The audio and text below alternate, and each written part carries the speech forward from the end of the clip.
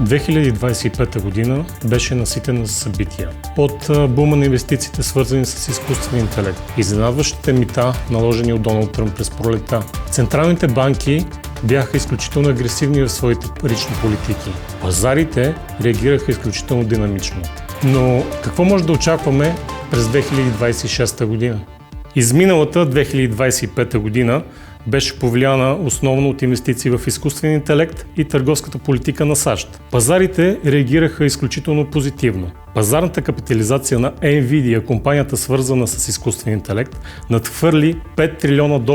4 месеца по-късно, след като беше прехвърлила границата от $4 трилиона. Златото продължи да поскъпва. Лихвите отбелязаха спадове. Кредитният рейтинг на Франция беше понижен, а САЩ регистрира най-дългото затваряне на правителството в своята история. И въпреки всичко това, пазарите отчетоха една изключително силна година. Водещия борсов индекс в САЩ S&P 500 реализира ръст от над 15%. Водещия индекс в Германия DAX реализира ръст от над 20% за 2025 година. Очакванията на инвеститорите са свързани с допълнително нарастване на корпоративните печалби на бизнеса с над 10%, водени от ръст в информационните технологии, здравеопазването, финансите.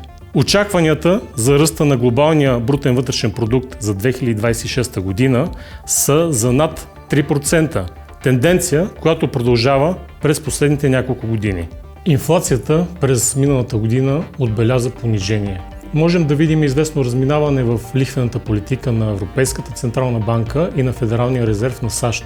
Очаква се лихвите в Европа да останат без промени, като основният риск за 2026 година е свързан най-вече с евентуално промяна в политиката на Федералния резерв на САЩ. Ако Федералния резерв избърза с понижение на лихвите през 2026 година в условия на повишаваща се инфлация, това може да доведе до цялостна несигурност на глобалната икономика. През 2025 година златото беше един от най-поскъпващите активи за годината. Цялата несигурност тласка цените нагоре.